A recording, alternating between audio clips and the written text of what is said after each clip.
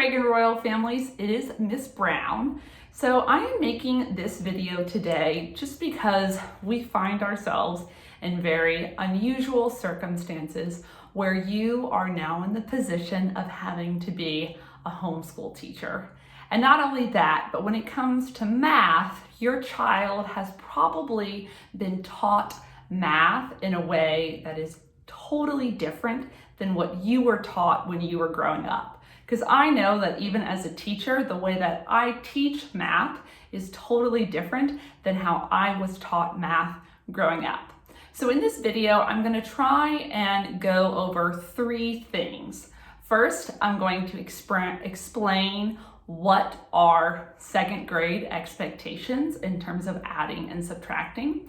I'm going to give you kind of a heads up for what the next 5.5 weeks are going to look like once you start your new AMI packet that you pick up this Thursday that will begin on Monday. And then finally, just one or two tips about how you can help your child at home. So we're going to go ahead and start with what the expectations are for second graders. So when I say expectations, what I mean by that is, like, as teachers, these are kind of like our goals for second graders for what we want them to be able to do by the end of second grade. And so this is specifically for adding and subtracting. So for second graders, adding and subtracting is really broken up into three parts. It's within 20, within 100, and within 1,000. So your within 20 is usually what your child will refer to as their addition and subtraction fact fluency. So that would be problems like 7 plus 8 or 8 plus 5 for addition, and then problems like 17 minus 9 or 15 minus 6. Those are what we call within 20 or addition and subtraction fact fluency. So the goal for within 20 is that by the end of the year, your child can solve these problems either using mental math or from memory. So I've been responsible for the AMI number talk videos, and those are the videos where I explain different strategies that your child can use. And during the videos, they do write down their strategy. But by the end of the year, we're really working on being able to use those strategies mentally. And though ultimately we do want to know those facts from memory, research shows that when kids learn those facts via learning strategies, they're more likely to retain those facts. So that's really the goal with working on addition and subtraction within 20. So the next thing that we're going to look at is adding and subtracting within 100. So I'll give you an example of what I mean by that. So it's just adding two numbers in the tens where the answer isn't greater than 100. So for example, 45 plus 37. So the goal for second graders by the end of the year is that they be able to work problems within 100 just using numbers. So I'll give you an example of a strategy that they might use, but that's certainly not the only thing that they could use. Your child might be looking at the tens and saying 40 plus 30 equals 70, and then 7 plus 5, I really should have written 5 plus 7, but you could go either way, equals 12, and then saying that 70 plus 12 equals 82. Now there are different strategies like chunking or incrementing or using a number line that are also meeting this expectation, but they are meeting this expectation because they're using numbers. So it's possible that right now when your child's working on their AMI work, that they might still be using a picture, and that's okay if they're still using a picture. I'm going to give you a couple of tips for how to help your child move beyond the picture. So if your child was drawing a picture for 45 plus 37, it probably looked something like this, where they drew out their 10s, 10, 20, 30, 40, and then their 1s, 1, 2, 3, 4, 5, and then the same thing for 37, 10, 20, 30, 1, 2, 3, 4, 5, 6, 7. So if your child is using a picture, one really simple thing that you can do is ask your child to label your picture. So if I'm looking over here, they would label their 4 10s as 40 and their 1s over here as 5 1s, and then 30 and 7. Now I grouped my picture by doing my 45 plus my 37, but your child might draw their picture a little differently. Like they might have all of their 10s together and all their 1s. And when you encourage your child to label their picture, what they're really doing is both. Your child is both solving the problem with numbers and also using the picture. So when your child is labeling their picture, if you encourage them to do that for a few weeks, after a few weeks of trying that, you can ask your child, do you still need the picture? What if you tried to do that without the picture?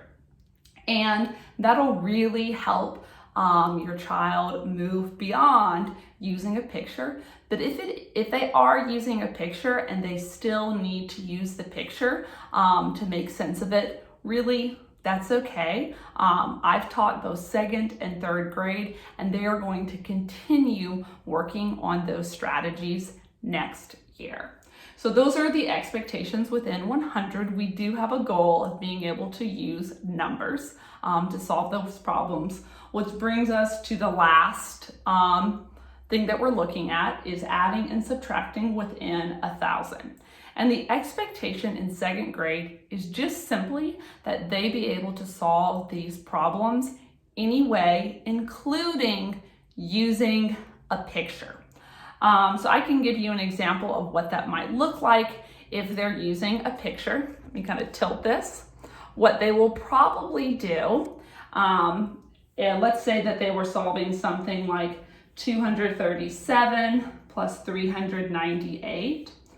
For their hundreds, they probably draw hundreds like so, and then their 10s, 10, 20, 30, and then their 1s, 1, 2, 3, 4, 5, 6, 7, and then the same thing for 398. I think you get the idea. So even though the expectation for 2nd grade within 1,000 is that they can still use a picture, I would still encourage your child to label their picture in the thousands, or well, in the hundreds, just like they do with their 10s and 1s, because next year they will be expected at some point next year to be able to solve those problems without a picture. And if they're making a habit of always labeling their picture, that helps prepare them to be able to solve problems using just numbers. So that really brings me to the second thing I wanted to talk about in this video, which is what to expect during the next 5.5 weeks of your AMI packet. Starting next week, there is going to be a math video 5 days a week on Google Classroom. And on Monday, Wednesdays, and Fridays in your child's AMI packet, they are going to have a word problem that they are going to solve. And on those days, the math video will always be about that problem. So what I'm going to do is I'm going to solve the same problem just using different numbers. And each of those videos, I'm going to go over both what's going on in the story and how to make sense of the story, as well as a mini lesson about some type of adding or subtracting strategy, either within 100 or within 1,000. So I would definitely recommend that you have your child watch that video on Google Classroom first and then solve their math problem, because if they've been struggling with making sense of the problem, you can basically send them to me via that video and I'll help your child make sense of that problem. And then on Tuesdays and Thursdays, the video will be some type of subtraction fact fluency video. Which brings me to the last thing that I wanted to say, which is just to give you a couple of little tips about how to help your child at home. I've kind of gone over one of those tips, which is any time that your child is using a picture, I would encourage your child to label that picture, because that helps them to work with numbers. But there are kind of two other little tips I would give you. If your child was at school on March 13th, which was our last day of school, your child should have been sent home with a blue cardstock sheet of paper that had these tens and ones on the sheet of paper. Now, they're not this big. These are magnetic tens and ones, but in class, we have these math manipulatives that kids are able to use to make sense of the problem. And so if your child cuts out their math manipulatives, they can use those manipulatives to solve a problem. And so it looks just like what you have with the picture, except it's with cutouts on cardstock paper. But if your child didn't bring those, if they weren't there that day, they can still draw the picture. And then the final tip that I would give you, anytime that you're helping your child with these problems, I would encourage you to use language that reflects the meaning of the digit. So what I mean by this, if you were talking about the 2 in 237, I would talk about the 200, or the 30, or the 7 ones, or you could even say 3 tens. And so in class, if I even refer to this 2 in 237 as just a 2, I would totally allow my students to say, Miss Brown, that's not a 2, that's a 200. So I know that this way of math is very different from what you or I are used to in terms of what we grew up with. But I promise you that if you are just referring to the digits by what they mean in terms of hundreds, tens, and ones, I promise you that that alone is really going to help your child develop an understanding of place value. So if you have any other questions, if your child is in my personal class, feel free to reach out to me. And if your child is in one of the other second grade classes, Ms. Powell, Mrs. Medeiros, or Mrs. Lewandowski, I know that they as well would be happy to help. So as we navigate these really unprecedented times, please feel free to reach out to any of us if y'all have questions about anything. Thanks, parents.